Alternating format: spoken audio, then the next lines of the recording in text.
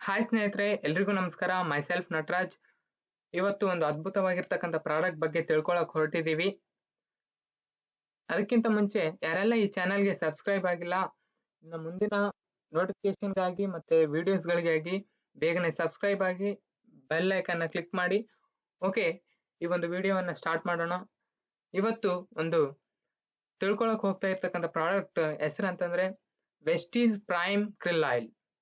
ಮೊದಲನೇದಾಗಿ ಈ ಒಂದು ಕ್ರಿಲ್ ಆಯಿಲ್ ಬಂದ್ಬಿಟ್ಟು ವೆಸ್ಟೀಸ್ ಪ್ರೀಮಿಯಂ ಹೆಲ್ತ್ ಕೇರ್ ಅಲ್ಲಿ ವೆಸ್ಟೀಸ್ ಪ್ರೈಮ್ ಮೊದಲನೇ ಕ್ಯಾಟಗರಿ ಆಗಿದೆ.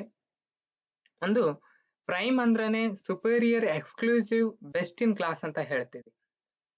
ಸೊ ಸೈಂಟಿಫಿಕ್ ಎವಿಡೆನ್ಸ್ ಇಂದ ಬಂದಿರತಕ್ಕಂಥ ಪ್ರಾಡಕ್ಟ್ಸ್ ಇವು. ಈ ಒಂದು ನಮ್ಮ ಫಸ್ಟ್ ಪ್ರಾಡಕ್ಟ್ ಈ ಒಂದು ರೇಂಜ್ ಅಲ್ಲಿದೆ. ಅಂಡ್ ಪ್ರೈಮ್ ರೇಂಜ್ ಅಲ್ಲಿ ಬರ್ತಕ್ಕಂಥ ಫಸ್ಟ್ ಪ್ರಾಡಕ್ಟ್ ಈ ಒಂದು ಕ್ರಿಲ್ ಆಯಿಲ್. ಅದ ನಂತರ what is krill oil? Krill oil ಅಂದ್ರೆ ಏನು ಅನ್ನೋದನ್ನ ನಾವು ನೋಡೋದಾದ್ರೆ, ಕ್ರಿಲ್ ಅಂತಂದ್ರೆ ಕನ್ನಡದಲ್ಲಿ ನಾವು ಸೀಗಡಿ ಅಂತ ಹೇಳ್ತೀವಿ. ಸೀಗಡೆ ಅಂತ ಸಣ್ಣ ಮೀನು ಅಂತ ಹೇಳ್ತೀವಿ. ಹಾಗೆ ಟೈನಿ ಶ್ರಿಂಪ್ ಲೈಕ್ ಫಿಶ್ ತರ ಇರುತ್ತೆ ಇದು. ಇದು colder water of the ocean, so ತಣ್ಣ ನೀರಿನಲ್ಲಿ ವಾಸಿಸುತ್ತೆ, ಸಾಗರಗಳಲ್ಲಿ. ಅಂದ್ರೆ ಅಂಟಾರ್ಕ್ಟಿಕಾ, ಕೆನಡಾ ಅಂಡ್ ಜಪಾನ್ ಪ್ರಾಂತ್ಯದ ಸಾಗರಗಳಲ್ಲಿ ಇದು ವಾಸಿಸುತ್ತೆ. ಇದು ಬೇರೆ ಒಂದು ಜಲಚರ ಪ್ರಾಣಿಗಳಿಗೆ ಆಹಾರವಾಗುತ್ತೆ.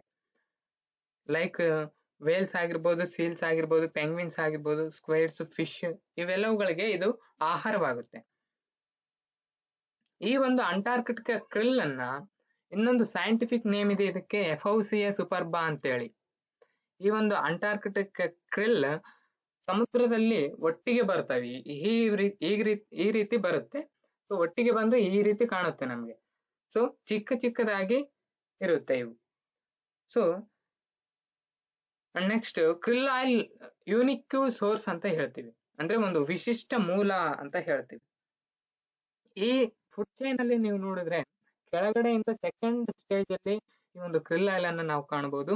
ಈ ಕ್ರಿಲ್ ಆಯಿಲ್ ನ ಈ ಒಂದು ಕ್ರಿಲ್ಸ್ ಅನ್ನ ಕಾಣಬಹುದು.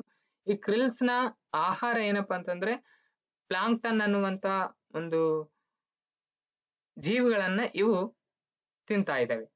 ಅಂದ್ರೆ ಇವುಗಳ ಆಹಾರ ಪ್ಲಾಂಕ್ಟನ್ ಅನ್ನುವಂತ ಜೀವಿಗಳು. ಸೊ ಈ ಒಂದು ಜೀವಿಗಳನ್ನ ತಿಂದು ಇವು ಬದುಕ್ತಾ ಇರುತ್ತೆ. ಅಂಡ್ ಯಾವುದೇ ರೀತಿ ಮಾಲಿನ್ಯಕಾರಕ ಸಂಗ್ರಹದಿಂದ ಮುಕ್ತವಾಗಿರ್ತವೆ ಈ ಒಂದು ಕ್ರಿಲ್ಸ್. ಅಂದ್ರೆ ಯಾವುದೇ ರೀತಿ ಬ್ಯಾಡ್ ಎಫೆಕ್ಟ್ ಅನ್ನುವಂಥದ್ದು ಇದ್ರ ಮೇಲೆ ಬೀಳಲ್ಲ. ಅಂಡ್ ನೆಕ್ಸ್ಟ್ ಯಾವುದೇ ರೀತಿ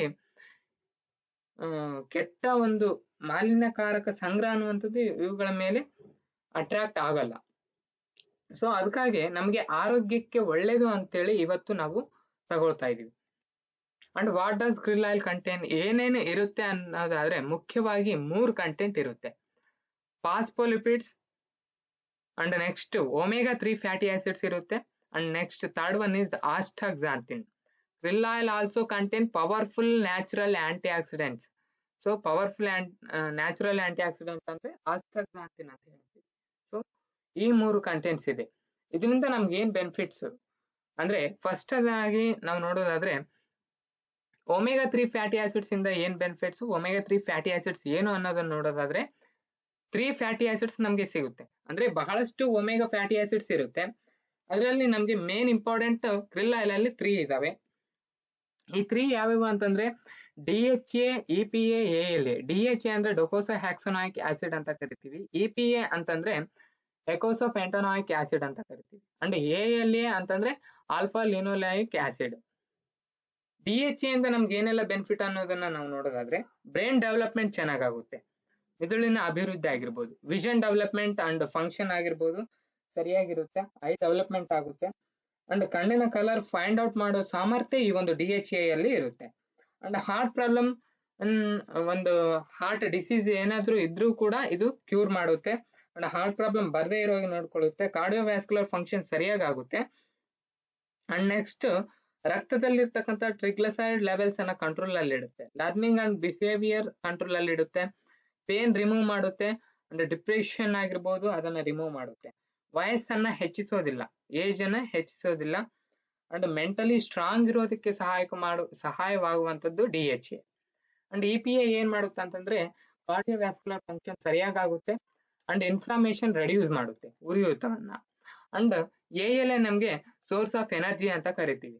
ನಮ್ಮನ್ನ ಎನರ್ಜೆಟಿಕ್ ಆಗಿರೋದಕ್ಕೆ ಸಪೋರ್ಟ್ ಮಾಡುವಂತದ್ದು ಎಎಲ್ಎ, ಆಲ್ಫಾ ಲಿನೋಲೆನಿಕ್ ಆಸಿಡ್ ಅಂತ ಕರಿತೀವಿ. ಅಂಡ್ ನಮಗೆ ನೆಕ್ಸ್ಟ್ ಓವರ್ ಆಲ್ ಆಗಿ ಈ ಒಂದು ಒಮೆಗಾ 3 ಫ್ಯಾಟಿ ಆಸಿಡ್ಸ್ ಇಂದ ಇನ್ನೇನ್ ಬೆನಿಫಿಟ್ಸ್ ಅನ್ನೋದನ್ನ ನಾವು ನೋಡೋದಾದ್ರೆ, ಇಲ್ಲಿ not produced in the body. So ಈ ಒಂದು ಒಮೆಗಾ 3 ಫ್ಯಾಟಿ ಆಸಿಡ್ಸ್ ಅನ್ನುವಂಥದ್ದು ಬಾಡಿ ಉತ್ಪತ್ತಿ ಮಾಡ್ಕೊಳ್ಳಲ್ಲ ಯಾವುದೇ ಒಮೆಗಾ ಫ್ಯಾಟಿ ಆಸಿಡ್ಸ್ ಅನ್ನ. ಸೊ ನಾವೇ ಆಹಾರದಿಂದ ತಗೋಬೇಕು, ಇಲ್ಲ ಸಪ್ಲಿಮೆಂಟ್ಸ್ ಮೂಲಕ ನಾವು ಈ ಒಂದು ಕಂಟೆಂಟ್ಸ್ ಅನ್ನು ತಗೋಬೇಕು. ಇಲ್ಲಿ ನಮ್ಗೆ ಈ ಒಂದು ಒಮೆಗಾ 3 ಫ್ಯಾಟಿ ಆಸಿಡ್ಸ್ ನಾವು ತಗೊಳ್ಳೋದ್ರಿಂದ ನಮ್ಮ ದೇಹದಲ್ಲಿ ಇರ್ತಕ್ಕಂಥ LDL HDL ಮೇನ್ ಥಿಂಕ್ ಇದು. LDL ಅಂತಂದ್ರೆ ಬ್ಯಾಡ್ ಕೊಲೆಸ್ಟ್ರಾಲ್, LDL ಅಂತಂದ್ರೆ ಲೋ ಡೆನ್ಸಿಟಿ ಲೈಪೋಪ್ರೋಟೀನ್ ಅಂತ ಕರಿತೀವಿ. HDL ಅಂತಂದ್ರೆ ಹೈ ಡೆನ್ಸಿಟಿ ಲೈಪೋಪ್ರೋಟೀನ್ ಅಂತ ಕರಿತೀವಿ. ನಮ್ಗೆ ಈ ಒಂದು ಒಮೆಗಾ 3 ಫ್ಯಾಟಿ ಆಸಿಡ್ಸ್ ಏನ್ ಮಾಡುತ್ತೆ ಅಂತಂದ್ರೆ ನಮ್ಮ ದೇಹದಲ್ಲಿನ LDL ಬ್ಯಾಡ್ ಕೊಲೆಸ್ಟ್ರಾಲ್ ಅನ್ನ ರಿಮೂವ್ ಮಾಡುತ್ತೆ, ಅಂದ್ರೆ ಕಡಿಮೆ ಮಾಡುತ್ತೆ.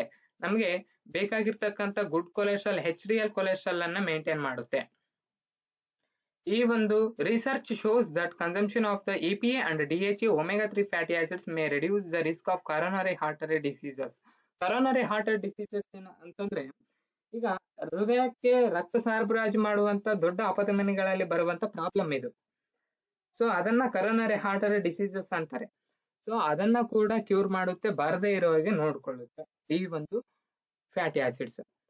ಇನ್ನು ಯಾರೆಲ್ಲ ಬಳಸಬಹುದು ಅಂತಂದ್ರೆ fight depression and anxiety. So ಆಂಗ್ಸೈಟಿಯಿಂದ ನರಳ್ತಕ್ಕಂಥ ವ್ಯಕ್ತಿಗಳಾಗಿರ್ಬೋದು, ಖಿನ್ನತೆಗೆ ಒಳಪಟ್ಟಿರ್ತಕ್ಕಂಥ ವ್ಯಕ್ತಿಗಳಾಗಿರ್ಬೋದು, ಇದನ್ನ ಬಳಸಿದ್ರೆ ಸ್ವಲ್ಪ ಮಟ್ಟಿಗೆ ರೆಡ್ಯೂಸಸ್ ಅನ್ನುವಂಥದ್ದು ಕಾಣಬಹುದು, ಅಂದ್ರೆ ಕ್ಯೂರ್ ಆಗುತ್ತೆ. And improves eye health. So ನಮ್ಗೆ ಐ ಪ್ರಾಬ್ಲಮ್ಸ್ ಏನಾದ್ರೂ ಇದ್ರೂ ಕೂಡ ಕ್ಯೂರ್ ಮಾಡುತ್ತೆ. ಹಾರ್ಟ್ಗೆ ಸಪೋರ್ಟ್ ಮಾಡುತ್ತೆ, ಹಾರ್ಟ್ ಹೆಲ್ದಿ ಆಗಿ ಇಟ್ಕೊಳ್ಳೋದಕ್ಕೆ ಸಪೋರ್ಟ್ ಮಾಡುತ್ತೆ. ಅಂಡ್ ಪ್ರಿವೆಂಟ್ ಕ್ಯಾನ್ಸರ್ಸ್ ಇದ್ರೂ ಕೂಡ ಕಡಿಮೆ ಮಾಡುತ್ತೆ. Improves bone and joint health. Joint health ಆಗಿರ್ಬೋದು, ಬೋನ್ಸ್ ಹೆಲ್ತ್ ಆಗಿರ್ಬೋದು ಇಂಪ್ರೂವ್ ಮಾಡುತ್ತೆ. ಅಂಡ್ ನಿದ್ರಾವನ್ನ ಸುಧಾರಿಸುತ್ತೆ. ಅಂಡ್ ಇನ್ಫ್ಲಮೇಷನ್ ನೊಂದಿಗೆ ಫೈಟ್ ಮಾಡುತ್ತೆ, ಅಂದ್ರೆ ಉರಿಯೂತವನ್ನ ಕಡಿಮೆ ಮಾಡುತ್ತೆ. Benefits of omega 3 are from infancy to old age. ಯಾರಾದ್ರೂ ಇದನ್ನ ಬಳಸಬಹುದು, ಇನ್ಫೆನ್ಸಿಯಿಂದ ಓಲ್ಡ್ ಏಜ್ ವರೆಗೂ ಬಳಸಬಹುದು. ಆದ್ರೆ ಮಕ್ಕಳಿಗೆ ತಮ್ಮಲ್ಲಿ ಆಹಾರದಿಂದ ಈ ಒಂದು ಒಮೆಗಾ 3 ಫ್ಯಾಟಿ ಆಸಿಡ್ಸ್ ಸಿಗೋದ್ರಿಂದ ಅವಶ್ಯಕತೆ ಇಲ್ಲ. ಸೊ ಇನ್ನು ಯಾರಾದ್ರೂ ಬಳಸಬಹುದು. Benefits of astaxanthin. ಆದ್ರೆ ಇನ್ನೊಂದು ಆಸ್ತಾಕ್ಸಾಂಥಿನ್ ಅಂತ ಹೇಳ್ತೀವಿ. ಆಸ್ತಾಕ್ಸಾಂಥಿನ್ ಇಂದ ನಮ್ಗೆ ಏನೇನ್ ಬೆನಿಫಿಟ್ಸ್ ಅನ್ನೋದನ್ನ ನೋಡೋದಾದ್ರೆ, astaxanthin is a reddish coloured pigment ಅಂತ ಹೇಳ್ತೀವಿ. ಸೊ ರೆಡ್ಡಿಶ್ ಕಲರ್ಡ್ ಪಿಗ್ಮೆಂಟ್ ಅಂತ ಹೇಳ್ತೀವಿ ಇದನ್ನ. So found in marine animals like salmon, lobster, shrimp and krill. ಇಂಥ ಜೀವಿಗಳಿಂದ ಈ ಒಂದು ಪಿಗ್ಮೆಂಟ್ ಅನ್ನ ತಗೊಳ್ತೀವಿ. ಇದನ್ನ ಕಿಂಗ್ ಆಫ್ ದ ಕೆರಟನಾಯ್ಡ್ಸ್ ಅಂತ ಕೂಡ ಕರಿತೀವಿ ಈ ಒಂದು ಆಸ್ಟಾಕ್ಸಾಂಥಿನ್ ಅನ್ನ. ಅಂದ್ರೆ ಆಸ್ಟಾಕ್ಸಾಂಥಿನ್ is 10 to 100 times more powerful than other carotenoids like beta carotene and lycopene found in vegetarian source like carrot, tomato, etc. ಅಂದ್ರೆ ಕ್ಯಾರೆಟ್, ಟೊಮೊಟೊದಲ್ಲಿ ಸಿಗ್ತಕ್ಕಂಥ ಕ್ಯಾರೋಟನಾಯ್ಡ್ಸ್ ಗಿಂತ 100ರಿಂದ 10ರಷ್ಟು ಹೆಚ್ಚು ಕ್ಯಾರೋಟನಾಯ್ಡ್ಸ್ ಆಸ್ತಾಕ್ಸಾಂಥಿನ್ ನಲ್ಲಿ ಸಿಗುತ್ತೆ ಅಂತ ಅರ್ಥ. ಸೊ ಅಂಡ್ ನೆಕ್ಸ್ಟ್ ಇನ್ನೊಂದು ಏನಪ್ಪಾ ಅಂತಂದ್ರೆ UV ರೇಸ್ ಅಂತ ಕರಿತೀವಿ. ಅಲ್ಟ್ರಾ ವೈಲೆಟ್ ರೇಸ್ ಇಂದ ನಮ್ಮ ಸ್ಕಿನ್ ಅನ್ನ ಪ್ರೊಟೆಕ್ಟ್ ಮಾಡುತ್ತೆ. ಸ್ಕಿನ್ ಡ್ಯಾಮೇಜ್ ಆಗದೆ ಇರೋ ಹಾಗೆ ಈ ಒಂದು ಆಸ್ಟಾಕ್ಸಾಂಥಿನ್ ಪ್ರೊಟೆಕ್ಟ್ ಮಾಡುತ್ತೆ. It has shown to help improve skin moisture levels. So skin ಮೇಲೆ ಮಾಯ್ಶ್ಚರ್ ಲೆವೆಲ್ಸ್ ಅನ್ನ ಇಂಪ್ರೂವ್ ಮಾಡುತ್ತೆ. ಅಂಡ್ ಎಲಾಸ್ಟಿಸಿಟಿ ಅನ್ನ ಅಂಡ್ ನೆಕ್ಸ್ಟ್ ಸ್ಮೂತ್ನೆಸ್ ಬರೋ ಹಾಗೆ ನೋಡ್ಕೊಳ್ಳುತ್ತೆ. ಅಂಡ್ ರೆಡ್ಯೂಸಿಂಗ್ ರಿಂಕಲ್ಸ್ ಅನ್ನ ರೆಡ್ಯೂಸ್ ಮಾಡುತ್ತೆ. ಅಂಡ್ ನೆಕ್ಸ್ಟ್ ಹಾರ್ಟ್ ಹೆಲ್ತ್ ಗೆ ಸಪೋರ್ಟ್ ಮಾಡುತ್ತೆ astaxanthin. So and next third one is phospholipids. ಇದರಿಂದ ಏನೇನು ಉಪಯೋಗಗಳು ಅನ್ನೋದನ್ನ ನೋಡೋದಾದ್ರೆ, ಫಾಸ್ಫೋಲಿಪಿಡ್ಸ್ ಇಂದ ನಮ್ಗೆ ಮುಖ್ಯವಾಗಿ ಲೀವರ್ಗೆ ನಮ್ಗೆ ಹೆಲ್ದಿ ಆಗಿರೋದಕ್ಕೆ ಕಾಪಾಡ್ಕೊಳ್ಳುವಂತ ಒಂದು ಕಂಟೆಂಟ್ ಅಂದ್ರೆ ಫಾಸ್ಫೋಲಿಪಿಡ್ಸ್. ಸೊ ಲಿವರ್ ಅನ್ನ ವೇಸ್ಟ್ ಫುಡ್ ನಿಂದ ಲಿವರ್ಗೆ ಆಗುವಂತ ತೊಂದರೆಯನ್ನ ತಡೆಯುತ್ತೆ. ಮತ್ತೆ ಲಿವರ್ ಓವರ್ಲೋಡ್ ಆಗದೆ ಇರೋ ಹಾಗೆ ನೋಡ್ಕೊಳ್ಳುವಂತ ಕಂಟೆಂಟ್ ಇದು. ಅಂಡ್ ಫುಡ್ ನಿಂದ ಬರುವಂತ ನ್ಯೂಟ್ರಿಯೆಂಟ್ಸ್ ಅನ್ನ ಅಬ್ಸರ್ವ್ ಮಾಡ್ಕೊಳ್ಳೋದಕ್ಕೆ ಉಪಯೋಗವಾಗುವಂತ ಕಂಟೆಂಟ್ ಫಾಸ್ಫೋಲಿಪಿಡ್ಸ್. ಸೊ ಇಷ್ಟು ಒಂದು ಅದ್ಭುತವಾಗಿರ್ತಕ್ಕಂಥ ಕಂಟೆಂಟ್ಸ್ ಅನ್ನ ಈ ಒಂದು ಕ್ರಿಲ್ ಅನ್ನುವಂಥದ್ದು ಹೊಂದಿದೆ. ಅಂಡ್ ಓವರ್ ಆಲ್ ಆಗಿ ಈ ಒಂದು ಕ್ಯಾಪ್ಸೂಲ್ ಇಂದ ನಮ್ಗೆ ಏನ್ ಬೆನಿಫಿಟ್ಸ್ ಅನ್ನೋದನ್ನ ನೋಡೋದಾದ್ರೆ, ಈ krill ಆಯಿಲ್ ಅಲ್ಲಿ omega-3 ಫ್ಯಾಟಿ ಆಸಿಡ್ಸ್ ಇರೋದ್ರಿಂದ ನಮ್ಗೆ ಮುಖ್ಯವಾಗಿ ಬ್ರೈನ್ ಡೆವಲಪ್ಮೆಂಟ್ ಸರಿಯಾಗಿ ಆಗುತ್ತೆ, ಹಾರ್ಟ್ ಹೆಲ್ತ್ ಅನ್ನ ಕಾಪಾಡ್ಕೊಳ್ಳುತ್ತೆ, ಲಿವರ್ ಹೆಲ್ತ್ ಸರಿಯಾಗಿರುತ್ತೆ, ಅಂಡ್ ಕಾರ್ಡಿಯೋವ್ಯಾಸ್ಕ್ಯುಲರ್ ಹೆಲ್ತ್ ಗೆ ಸಪೋರ್ಟ್ ಮಾಡುತ್ತೆ, ಅಂಡ್ ಕೊಲೆಸ್ಟ್ರಾಲ್ ಲೆವೆಲ್ಸ್ ಅನ್ನ ಹೆಲ್ದಿ ಕೊಲೆಸ್ಟ್ರಾಲ್ ಲೆವೆಲ್ಸ್ ಅನ್ನ ಇನ್ಕ್ರೀಸ್ ಮಾಡುತ್ತೆ, ಅಂಡ್ ಬ್ಯಾಡ್ ಕೊಲೆಸ್ಟ್ರಾಲ್ ಅನ್ನ ರಿಮೂವ್ ಮಾಡುತ್ತೆ. ಅಂಡ್ ನೆಕ್ಸ್ಟ್ ಇನ್ನೇನಪ್ಪಾ ಅಂತಂದ್ರೆ ಬ್ಲಡ್ ಕ್ಲಾಟ್ಸ್ ಆಗಿರ್ಬೋದು, ಪ್ರಿವೆಂಟ್ ಆಗಿ ಬಂದಿರತಕ್ಕಂಥ ಬ್ಲಡ್ ಕ್ಲಾಟ್ಸ್ ಆಗಿರ್ಬೋದು, ಅಂಡ್ ಸ್ಟ್ರೋಕ್ಸ್ ಆಗಿರ್ಬೋದು, ಹಾರ್ಟ್ ಅಟ್ಯಾಕ್ಸ್ ಆಗಿರ್ಬೋದು, ಇದನ್ನೆಲ್ಲ ತಡೆಯುತ್ತೆ, ಮತ್ತೆ ಇವುಗಳು ಬರದೇ ಇರೋ ಹಾಗೆ ನೋಡ್ಕೊಳ್ಳುತ್ತೆ. It helps to improve joint lubrication ಆಗೋ ಸರಿಯಾಗಿ ಆಗುತ್ತೆ, and overall joint function ಅನ್ನೋದು ಸರಿಯಾಗಿ ಆಗುತ್ತೆ. Helps to improve mental concentration, so mental concentration ಅನ್ನ ಇಂಪ್ರೂವ್ ಮಾಡುತ್ತೆ. ಅಲರ್ಟ್ನೆಸ್, ಯಾವಾಗ್ಲೂ ಉತ್ಸಾಹದಿಂದ ಎಚ್ಚರತನದಿಂದ ಇರೋದಕ್ಕೆ ಸಪೋರ್ಟ್ ಮಾಡುತ್ತೆ. ಮೆಮೊರಿ ಪವರ್ ಅನ್ನ ಹೆಚ್ಚಿಸುತ್ತೆ. ಮೆಂಟಲಿ ಫೋಕಸ್ ಮಾಡೋದಿಕ್ಕೆ ಇದು ಮುಖ್ಯವಾಗಿ ಸಪೋರ್ಟ್ ಮಾಡುತ್ತೆ. Gives A radiant complexion, so radiant complexion ಅನ್ನ ಕೊಡುತ್ತೆ ನಮ್ಮ ಸ್ಕಿನ್ಗೆ, ಅಂಡ್ ಮಾಸ್ಟರ್ ಲೆವೆಲ್ ಅನ್ನ ಹೆಚ್ಚಿಸುತ್ತೆ. ಇನ್ನು ಆಸ್ತಕ್ಸಾಂತಿನ್ ಇದರಲ್ಲಿರೋದ್ರಿಂದ, ಇನ್ನು krill ಆಯಿಲ್ ಅಲ್ಲಿ ಇರೋದ್ರಿಂದ ನಮ್ಗೆ ಒಂದು ಪವರ್ಫುಲ್ ಆಂಟಿ ಆಕ್ಸಿಡೆಂಟ್ ಸಿಗುತ್ತೆ. ಸೊ ಇದರಿಂದ ನಮ್ಮ ಬಾಡಿ ಫ್ರೀ ರಾಡಿಕಲ್ ಡ್ಯಾಮೇಜ್ ನಿಂದ ಪ್ರೊಟೆಕ್ಟ್ ಅನ್ನ ಹೊಂದುತ್ತೆ. Consumption of krill oil was shown to have benefits to human health. So overall ಆಗಿ ನಾವು ನಮ್ಮ ಮಾನವನ ಹೆಲ್ತ್ಗೆ ಬೇಕಾಗಿರ್ತಕ್ಕಂಥದ್ದು, ಮಾನವನ ಹೆಲ್ತ್ ಅನ್ನ ಕಾಪಾಡುವಂಥದ್ದು krill oil. So including heart health ಆಗಿರ್ಬೋದು, ಆಂಟಿ ಇನ್ಫ್ಲಮೇಷನ್ ಆಗಿರ್ಬೋದು, ಲಿವರ್ ಬೆನಿಫಿಟ್ಸ್ ಆಗಿರ್ಬೋದು, ಮಸಲ್ ಪೇನ್ ಆಗಿರ್ಬೋದು, ಮಸಲ್ ಡೆವಲಪ್ಮೆಂಟ್ ಅನ್ನು ಮಾಡುತ್ತೆ, ಅಂಡ್ ಮಸಲ್ ಬೆನಿಫಿಟ್ಸ್ಗೆ ತುಂಬಾ ಮುಖ್ಯವಾಗಿರ್ತಕ್ಕಂಥದ್ದು. ವ್ಯಾಸ್ಕ್ಯುಲರ್ ಬೆನಿಫಿಟ್ಸ್ ಆಗಿರ್ಬೋದು, and joint overall joint function ಆಗಿರ್ಬೋದು, ಇದನ್ನೆಲ್ಲ ಸರಿಯಾಗಿ ಆಗುತ್ತೆ. ನೆಕ್ಸ್ಟ್ ಹೆಲ್ತ್ ಬೆನಿಫಿಟ್ಸ್ ಏನೇನಿದೆ ಅಂತಂದ್ರೆ, cognitive dysfunction of mood behaviour, mood ಅನ್ನ ಹೆಚ್ಚಿಸುತ್ತೆ, ಅಂಡ್ ಹಾರ್ಟ್ ಹೆಲ್ತ್ ಸರಿಯಾಗಿರುತ್ತೆ. ಫ್ಯಾಟಿ ಲಿವರ್, ಓವರ್ಲೋಡ್ ಆಗದೆ ಇರೋ ಹಾಗೆ ಲಿವರ್ ಹೆಲ್ತಿ ಆಗಿರೋದಕ್ಕೆ ಕಾಪಾಡ್ಕೊಳ್ಳುತ್ತೆ, ಅಂಡ್ ಜಾಯಿಂಟ್ ಹೆಲ್ತ್ ಆಗಿರ್ಬೋದು, ಅಂದ್ರೆ ಆರ್ಥರೈಟಿಸ್ ಅನ್ನ ಬರದೇ ಇರೋ ಹಾಗೆ ನೋಡ್ಕೊಳ್ಳುತ್ತೆ, ಆರ್ಥರೈಟಿಸ್ ಅನ್ನ ರಿಮೂವ್ ಮಾಡುತ್ತೆ. ಇನ್ನು ಲೇಡೀಸ್ ಪರ್ಸನಲ್ ಪ್ರಾಬ್ಲಮ್ ಆಗಿರ್ಬೋದು, PMS ಅಂತ ಹೇಳ್ತೀವಿ. ನಮ್ಗೆ ಇಲ್ಲಿ PMS ಅಂತಂದ್ರೆ ಪ್ರೀ ಮೆನ್ಸ್ಟ್ರುಯಲ್ ಸಿಂಡ್ರೋಮ್ ಅಂತ ಹೇಳ್ತೀವಿ. ವೈಟ್ ಡಿಸ್ಚಾರ್ಜ್ ಪ್ರಾಬ್ಲಮ್ ಆಗಿರ್ಬೋದು, ಇಂಥ ಪ್ರಾಬ್ಲಮ್ ಗಳನ್ನ ಕ್ಯೂರ್ ಮಾಡುತ್ತೆ. ವ್ಯಾಸ್ಕ್ಯುಲರ್ ಹೆಲ್ತ್ ಆಗಿರ್ಬೋದು, ಅಂಡ್ ಕ್ರೋನಿಕ್ ಇನ್ಫ್ಲಾಮೇಷನ್ ಆಗಿರ್ಬೋದು, ಅಂದ್ರೆ ಉರಿಯೂತವನ್ನ ಇದು ಕಡಿಮೆ ಮಾಡುತ್ತೆ. ಅಂಡ್ ಇಷ್ಟೆಲ್ಲ ಬೆನಿಫಿಟ್ಸ್ ಇದೆ. ಅಂಡ್ ನೆಕ್ಸ್ಟ್ ಇನ್ನು ಬೆನಿಫಿಟ್ಸ್ ಆಫ್ krill ಆಯಿಲ್ ಏನಪ್ಪಾ ಅಂತಂದ್ರೆ, ಬೆಟರ್ ಅಬ್ಸರ್ಪ್ಷನ್ ಇದೆ, ಅಂಡ್ ನೆಕ್ಸ್ಟ್ ಬೆಟರ್ ಎಫಿಷಿಯನ್ಸಿ ಇದೆ, no fishy burps, and most powerful natural anti oxidants ಇದರಲ್ಲಿದೆ. ಏನಪ್ಪಾ ಅಂತಂದ್ರೆ astaxanthin, and sustainability. And krill oil absorption ಯಾವ ರೀತಿ ಇರುತ್ತೆ ಅನ್ನೋದನ್ನ ನಾವು ನೋಡೋದಾದ್ರೆ, ಈಗ ವಾಟರ್ ಮತ್ತೆ ಆಯಿಲ್ ಅನ್ನು ಮಿಕ್ಸ್ ಮಾಡಿದ್ರೆ ನಮ್ಗೆ ಆಯಿಲ್ ಅನ್ನ ವಾಟರ್ ನಿಂದ ಡಿವೈಡ್ ಮಾಡುತ್ತೆ, ಈ ರೀತಿಯಾಗಿ ಇರುತ್ತೆ. And next krill oil versus fish oil, ಅಂದ್ರೆ ಹೊರಗಡೆ ಹಲವಾರು ತರದ ಫಿಶ್ ಆಯಿಲ್ ನಮ್ಗೆ ಸಿಗುತ್ತಾ ಇರುತ್ತೆ, ಮತ್ತೆ ಹಲವಾರು ತರದ ಕಂಪನಿಗಳು ಫಿಶ್ ಆಯಿಲ್ ಅನ್ನ ಕೊಡ್ತಾ ಇರ್ತವೆ. ಈಗ ನಾವು ನೋಡೋದಾದ್ರೆ ನಮ್ಮ ಒಂದು ಕಂಪನಿಯ krill ಆಯಿಲ್ ಅಂಡ್ ಫಿಶ್ ಆಯಿಲ್ಗೆ ಏನ್ ಡಿಫ್ರೆನ್ಸ್ ಅನ್ನೋದನ್ನ ನೋಡೋದಾದ್ರೆ, krill ಆಯಿಲ್ ಅಲ್ಲಿ omega-3 ಫ್ಯಾಟಿ ಆಸಿಡ್ಸ್ ಅನ್ನುವಂಥದ್ದು ಸಿಗುತ್ತೆ, ಫಿಶ್ ಆಯಿಲ್ ಅಲ್ಲಿ ಕೂಡ ಸಿಗುತ್ತೆ, APA 2ರಲ್ಲೂ ಸಿಗುತ್ತೆ, DHA 2ರಲ್ಲೂ ಸಿಗುತ್ತೆ. ಫಾಸ್ಫೋಲಿಪಿಡ್ಸ್ ಅನ್ನುವಂಥದ್ದು ಮತ್ತೆ ಆಸ್ಟಾಕ್ಸಾಂಥಿನ್ ಅನ್ನುವಂಥದ್ದು krill ಆಯಿಲ್ ಅಲ್ಲಿ ಬಿಟ್ಟು ಫಿಶ್ ಆಯಿಲ್ ಅಲ್ಲಿ ಸಿಗಲ್ಲ.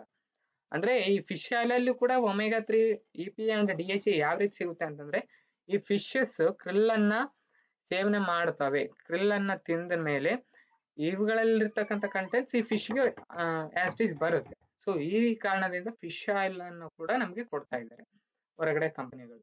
ಹೀಗೆ krill ಆಯಿಲ್ ಬಳಸೋದ್ರಿಂದ ಫಾಸ್ಫೋಲಿಪಿಡ್ಸ್, ಆಸ್ಟಾಕ್ಸಾಂಥಿನ್ ಕೂಡ ನಮ್ಗೆ ಸಿಗುತ್ತೆ.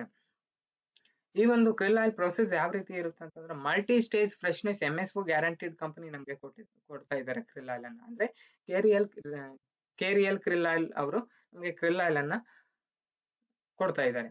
ಅಂಡ್ ಪ್ರೊಸೆಸಿಂಗ್ ಯಾವ ರೀತಿ ಇರುತ್ತೆ ಈ ಒಂದು krill ಆಯಿಲ್ ತೆಗಿಬೇಕಾದ್ರೆ ಅಂತಂದ್ರೆ, ಮೊದಲನೇದಾಗಿ krill ಗಳನ್ನ ತೆಗೆದುಕೊಂಡು krill ಮೇಲೆ ಇರ್ತಕ್ಕಂಥ ಬಯೋಮಾಸ್ ಅನ್ನ ತೆಗಿತಾರೆ.